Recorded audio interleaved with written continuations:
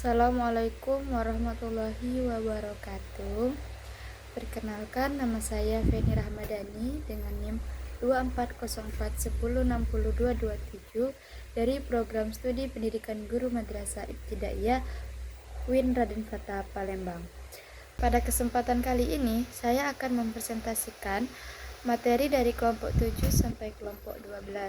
Presentasi ini saya buat untuk memenuhi tugas ujian akhir semester pada mata kuliah yang sedang saya tempuh. Baik, langsung saja kita masuk ke materi kelompok 7 mengenai identitas diri sendiri, jenis kelamin, hobi, bahasa, agama, di rumah dan di sekolah. Yang pertama itu ada definisi identitas diri sendiri, yang mana identitas diri ini adalah kesadaran individu untuk menempatkan diri dan memberi arti pada dirinya sebagai calon pribadi yang unik. Baik, langsung saja kita masuk kepada materi pertama mengenai definisi identitas diri sendiri. Nah, identitas diri ini adalah kesadaran individu untuk menempatkan diri dan memberi arti pada dirinya sebagai seorang pribadi yang unik, serta memiliki ciri-ciri berbeda dengan kelompoknya. Nah, memiliki keyakinan yang relatif stabil serta memiliki peran penting dalam konteks kehidupan masyarakat. Identitas diri ini dapat berisi atribut fisik, keyakinan, tujuan, harapan, prinsip, moral, atau gaya sosial. Adapun faktor pembentukan identitas diri, yang mana pembentukan identitas diri ini terdapat dua faktor penting, yaitu eksplorasi atau krisis dan komitmen. Eksplorasi ini menunjukkan di suatu masa di mana seorang individu itu berusaha menjelajahi berbagai pilihan, kemudian menetapkan pada suatu kepastian. Sedangkan komitmen merujuk pada suatu usaha dalam membuat keputusan mengenai ideologi atau pekerjaan, serta menentukan strategi untuk merealisasikan suatu keputusan.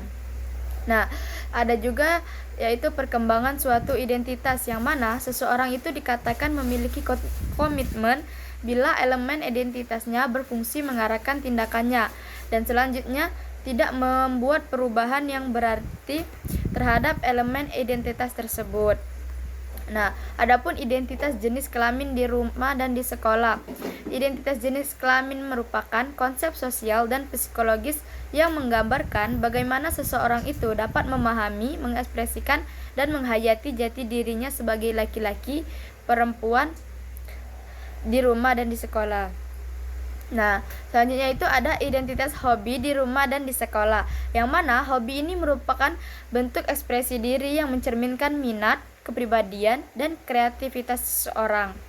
Nah, keluarga berperan besar dalam membentuk dan mendukung hobi anak.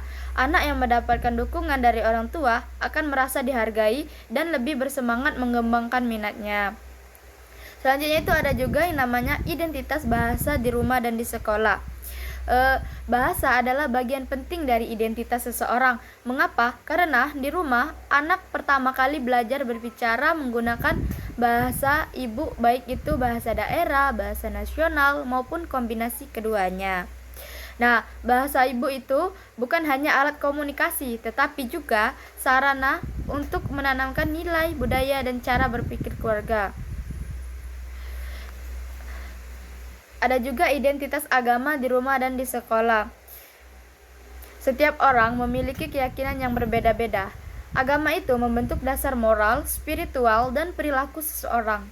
Sehingga di rumah, anak itu belajar mengenal nilai-nilai agama melalui contoh dari orang tua seperti ibadah, membaca kitab suci, atau diskusi tentang nilai kebaikan dan kasih sayang. Nah, keluarga adalah tempat pertama di mana anak-anak itu memahami makna doa, keikhlasan, dan rasa syukur. Nah, selanjutnya kita berlanjut ke kelompok 8 mengenai identitas kepada keluarga dan teman, budaya, suku, bahasa, agama di rumah, sekolah, dan masyarakat. Yang pertama, apa itu identitas diri? Nah, identitas diri ini ciri khas yang membedakan seseorang, mencakup kepribadian, nilai, keyakinan, dan perilaku. Nah, identitas ini terbentuk melalui proses panjang melibatkan keluarga, sekolah, dan masyarakat. Menurut Erikson, tahap penting pembentukan identitas ini terjadi saat remaja. Nah, identitas itu bersifat dinamis menurut Stuart Hall, dipengaruhi proses sosial dan budaya. Identitas juga mencakup budaya, agama, suku, dan bahasa sebagai fondasi keunikan dan karakter bangsa. Selanjutnya itu ada identitas budaya, suku, bahasa, dan agama, yang mana identitas budaya ini memiliki nilai moral, tradisi yang diwariskan antar generasi, sedangkan identitas suku itu asal-usul, adat, bahasa khas setiap kelompok etnis. Ada juga identitas bahasa, yang mana alat komunikasi dan ekspresi budaya, pelestarian bahasa daerah penting untuk jati diri. Nah, selanjutnya itu ada identitas agama, yaitu keyakinan spiritual dan pedoman moral dalam kehidupan. Yang terakhir, selanjutnya itu ada identitas budaya, suku, bahasa, dan agama. Identitas budaya itu nilai, moral, tradisi yang diwariskan antar generasi. Nah, ada juga identitas suku, yang mana asal-usul, adat, bahasa khas setiap kelompok etnis. Ada juga identitas bahasa, yang mana alat komunikasi dan ekspresi budaya, pelestarian bahasa daerah penting untuk jati diri. Nah, yang selanjutnya itu ada identitas agama, yaitu keyakinan spiritual dan pedoman moral dalam kehidupan. Nah, keempat unsur saling berkaitan dan memperkuat ikatan sosial. Selanjutnya itu ada tantangan dan pelestarian identitas budaya. Di era globalisasi membawa pengaruh budaya asing yang mengancam pelestarian budaya lokal, yang mana generasi muda cenderung melupakan bahasa daerah dan nilai-nilai tradisional, sehingga pelestarian melalui pendidikan, kegiatan adat, penggunaan bahasa daerah, dan nilai agama. Selanjutnya itu bentuk penerapan identitas di lingkungan rumah. Ada hormat dan patuh kepada orang tua, menggunakan bahasa daerah dalam komunikasi sehari-hari, melaksanakan ajaran agama dan nilai keimanan di rumah, serta menjaga kebersamaan dan tolong-menolong dalam keluarga, menjaga tata krama dan sopan santun. Sehingga menjaga tata krama dan sopan santun dapat menerapkan nilai tanggung jawab dan disiplin. Nah, adapun penerapan identitas nih di lingkungan sekolah. Yang pertama itu menghormati guru dan warga sekolah dengan sopan santun, mematuhi tata tertib dan peraturan sekolah, menggunakan bahasa Indonesia dengan baik, menghargai bahasa daerah yang berbeda, menjalin hubungan baik tanpa membeda-bedakan suku, agama, atau ras, serta mengikuti kegiatan ekstrakurikuler dan organisasi sekolah, melestarikan budaya sekolah seperti upacara bendera, doa sebelum belajar. Nah, ada juga penerapan identitas di lingkungan masyarakat seperti menjaga sikap sopan santun dan menghormati orang lain. Yang kedua itu berpartisipasi dalam kegiatan sosial seperti gotong royong dan kerja bakti. Yang ketiga itu menunjukkan sikap toleransi terhadap perbedaan suku, agama, dan budaya. Nah, yang keempat itu ada melestarikan adat istiadat dan budaya lokal, mematuhi norma dan peraturan masyarakat, serta menjaga kebersihan dan kelestarian lingkungan. Nah, selesai sudah pemaparan materi tadi, kita lanjut ke kelompok selanjutnya, yaitu kelompok 9. Yang mana judul pemaparannya yaitu sikap menghormati, menjaga, dan melestarikan keberagaman budaya tersebut dalam bingkai Bhinneka Tunggal Ika. Indonesia ini dikenal sebagai negara yang memiliki keberagaman budaya yang sangat kaya, mulai dari suku, bahasa daerah, adat istiadat, hingga kepercayaan yang beragam. Nah, setiap daerah ini memiliki ciri khas dan nilai-nilai budaya yang menjadi identitasnya, sehingga keberagaman ini itu merupakan kekuatan besar yang mencerminkan kekayaan bangsa Indonesia. Apapun pengertian keberagaman budaya. Nah, keberagaman budaya adalah kondisi masyarakat yang memiliki perbedaan budaya seperti adat istiadat, bahasa, kesenian, pakaian, rumah adat, dan tradisi yang tumbuh dan berkembang di berbagai daerah, namun tetap hidup dalam satu bangsa. Nah, selanjutnya itu ada makna Bhinneka Tunggal Ika dalam kehidupan berbangsa, yang mana Bhinneka Tunggal Ika ini berarti berbeda-beda tetapi tetap satu. Maknanya, walaupun masyarakat Indonesia memiliki beragam suku, agama, dan budaya, namun seluruhnya itu tetap bersatu sebagai bangsa Indonesia dengan semangat persatuan dan toleransi. Yang C, ada sikap menghormati keberagaman budaya, yang mana sikap menghormati keberagaman budaya ini ditunjukkan dengan saling menghargai perbedaan, seperti tidak merendahkan budaya lain, bersikap toleran, serta mau belajar dan menerima kebudayaan dari daerah lain. Nah, selanjutnya ada upaya menjaga dan melestarikan kebudayaan nasional, yang mana upaya ini melestarikan budaya dapat dilakukan dengan mempelajari budaya daerah, seperti menggunakan produk budaya lokal, mengikuti kegiatan seni dan tradisi, serta mengenalkan kebudayaan Indonesia pada generasi muda dan dunia internasional. Yang terakhir ada tantangan dan solusi dalam pelestarian budaya di era globalisasi. Nah, tantangan pelestarian budaya di era globalisasi ini antara lain masuknya budaya asing dan berkurangnya minat generasi muda terhadap budaya lokal. Nah, solusinya ini adalah menanamkan pendidikan budaya sejak dini, memanfaatkan teknologi untuk promosi budaya, serta meningkatkan peran masyarakat dan pemerintah dalam menjaga warisan budaya. Baik, kita lanjut materi selanjutnya pada kelompok 10 mengenai karakter lingkungan rumah dan sekolah sebagai bagian NKRI dan sikap menjaganya. Yang pertama itu pada lingkungan rumah. Nah, lingkungan rumah adalah tempat pertama anak tumbuh dan belajar, yang mana di lingkungan ini itu ditanamkan nilai dasar seperti sopan santun, kejujuran, tanggung jawab, kebersihan, serta kebiasaan hidup sehat. Sehingga keluarga itu berperan sangat penting dalam membentuk karakter dan sikap anak terhadap lingkungan sekitar.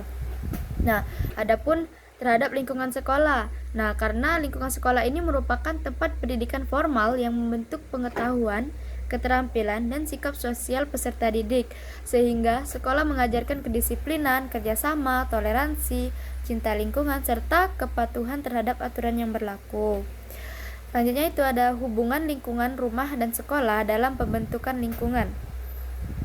Nah, lingkungan rumah dan sekolah saling melengkapi dalam pembentukan kepribadian anak, yang mana nilai-nilai ini ditanamkan di rumah diperkuat di sekolah, sehingga keduanya itu sejalan, maka akan terciptanya lingkungan yang kondusif dan mendukung perkembangan karakter peserta didik secara optimal. Adapun karakter lingkungan rumah sebagai bagian dari NKRI. Lingkungan rumah itu mencerminkan nilai-nilai kebangsaan seperti gotong royong, toleransi antar anggota keluarga, cinta tanah air, dan menghargai perbedaan. Sehingga sikap ini itu mendukung persatuan dan kesatuan dalam kehidupan berbangsa dan bernegara di NKRI. Ada juga karakter lingkungan sekolah sebagai bagian dari NKRI. Sekolah menanamkan nilai Pancasila dan Bhinneka Tunggal Ika melalui pelajaran, pembelajaran, dan kegiatan sekolah. Nah, lingkungan sekolah mengajarkan sikap toleransi, demokratis, disiplin, serta menghargai keberagaman sebagai wujud karakter warga negara Indonesia. Ada juga permasalahan sikap dan upaya menjaga lingkungan rumah dan sekolah. Permasalahannya itu seperti kurangnya kesadaran menjaga kebersihan, membuang sampah sembarangan, vandalisme, dan kurangnya kepedulian terhadap lingkungan. Nah, sikap yang harus kita ambil itu seperti peduli lingkungan, bertanggung jawab, disiplin, dan selalu bekerja sama. Upaya menjaga kebersihan itu melaksanakan piket, membiasakan hidup bersih dan sehat, menanamkan tanaman, serta menaati aturan di rumah dan di sekolah. Nah, pada materi selanjutnya, kelompok 11 kita akan membahas mengenai lingkungan tempat tinggal, RT, RW, desa atau kelurahan, kecamatan, sebagai bagian NKRI dan pentingnya kerjasama dalam keberagaman. Pada pembahasan pertama, yaitu lingkungan tempat tinggal merupakan unit sosial terkecil dalam kehidupan bermasyarakat yang berperan penting dalam menjaga ketertiban, kebersamaan, serta pelaksanaan nilai-nilai Pancasila. Melalui lingkungan ini, warga bisa belajar hidup bermasyarakat, bermusyawarah, dan berpartisipasi dalam pembangunan sebagai bagian dari Negara Kesatuan Republik Indonesia. Nah, ada juga peran lingkungan tempat tinggal RT, RW, desa atau kelurahan, kecamatan dalam struktur NKRI. Nah, lingkungan tempat tinggal ini merupakan bagian dari struktur pemerintahan dari tingkat paling bawah hingga atas. RT dan RW itu mengatur kehidupan sosial warga secara langsung dan menjadi penghubung antar masyarakat dan pemerintah. Ada juga desa kelurahan, yaitu menyelenggarakan pelayanan publik dan pembangunan di wilayahnya. Dan kecamatan itu mengkoordinasikan pemerintah daerah atau kelurahan dalam satu wilayah. Keseluruhan struktur ini mendukung stabilitas, persatuan, dan keberlangsungan NKRI. Selanjutnya itu ada definisi, tugas, dan fungsi RT. Rukun tetangga adalah lembaga kemasyarakatan yang dibentuk oleh warga dalam satu wilayah untuk membantu pelayanan pemerintah dan meningkatkan kesejahteraan masyarakat. Nah, adapun tugas dan fungsi RT antara lain yaitu membantu pemerintahan dalam pendataan penduduk, menjaga keamanan dan ketertiban lingkungan, menumbuhkan kerukunan antar warga, menjadi wadah musyawarah dan penyelesaian masalah warga, serta menyampaikan aspirasi warga kepada pemerintahan setempat. Nah, ada juga proses pembentukan rukun tetangga atau RT. Nah, pertama itu bisa dilakukan dengan musyawarah warga di lingkungan setempat. Yang kedua itu pemilihan ketua RT secara demokratis.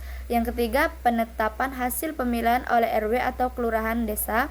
Nah, yang terakhir itu pengukuhan oleh pemerintah desa atau kelurahan. Proses ini mencerminkan nilai demokratis dan partisipasi warga sebagai bagian dari kehidupan berbangsa dan bernegara. Dalam materi kelompok 12 mengenai struktur wilayah yang lebih luas seperti kabupaten, kota, provinsi sebagai bagian NKRI. Perilaku gotong royong untuk menjaga persatuan dipahami sebagai wujud bela negara. Nah, struktur wilayah yang lebih luas sebagai bagian NKRI ini, Negara Kesatuan Republik Indonesia memiliki struktur wilayah pemerintah yang bertingkat dan saling berkaitan, sehingga setiap wilayah ini memiliki peran penting dalam menjaga persatuan, pemerataan pembangunan, dan pelayanan kepada masyarakat. Yang pertama itu ada struktur wilayah Indonesia. Struktur wilayah Indonesia terdiri dari desa, kelurahan, kecamatan, kabupaten atau kota, provinsi. Seluruh struktur ini berada di bawah satu pemerintahan pusat sebagai ciri negara kesatuan. Nah, yang kedua itu ada desa atau kelurahan. Desa atau kelurahan itu merupakan wilayah pemerintahan paling dekat dengan masyarakat. Fungsinya itu adalah melayani kebutuhan dasar warga, mengatur kehidupan sosial, serta melaksanakan program pembangunan di tingkat lokal. Yang ketiga itu ada kecamatan. Kecamatan adalah wilayah administratif yang membawahi beberapa desa atau kelurahan. Kecamatan ini berfungsi mengkoordinasikan pelaksanaan pemerintahan, pembangunan, dan pelayanan publik. Yang keempat ada kabupaten atau kota. Kabupaten atau kota ini merupakan wilayah pemerintahan daerah yang dipimpin oleh bupati atau wali kota. Nah, wilayah ini juga bertanggung jawab dalam pengelolaan pelayanan publik skala lebih luas seperti pendidikan, kesehatan, dan infrastruktur. Yang kelima itu ada provinsi. Provinsi itu merupakan wilayah pemerintahan tingkat atas yang dipimpin oleh gubernur. Provinsi juga berfungsi sebagai mengkoordinasikan kabupaten atau kota serta menjadi perpanjangan tangan pemerintahan pusat di daerah. Nah, adapun yang keenam itu perilaku gotong royong. Gotong royong itu sikap bekerja sama secara sukarela untuk kepentingan bersama, yang mana perilaku ini itu mencerminkan nilai Pancasila dan menjadi ciri khas bangsa Indonesia. Adapun implementasi gotong royong. Nah, gotong royong ini dapat diterapkan dalam kehidupan sehari-hari seperti kerja bakti, membersihkan lingkungan, membantu tetangga yang mengalami kesulitan, musyawarah untuk mufakat, serta kerja dalam kegiatan sosial dan keagamaan. Perilaku ini itu memperkuat persatuan dan menjadi wujud bela negara karena menjaga keutuhan NKRI.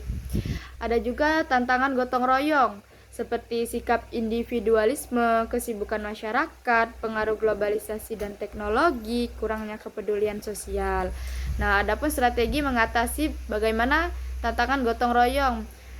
Upaya yang dapat kita lakukan itu seperti menanamkan pendidikan karakter sejak dini, menghidupkan kembali kegiatan kerja bakti, memberikan teladan dari tokoh masyarakat, memanfaatkan teknologi untuk koordinasi kegiatan sosial. Jadi, gotong royong ini merupakan kekuatan bangsa dalam menjaga persatuan dan kesatuan NKRI. Dengan menerapkan ini, gotong royong di setiap struktur wilayah, masyarakat turut berperan aktif dalam bela negara.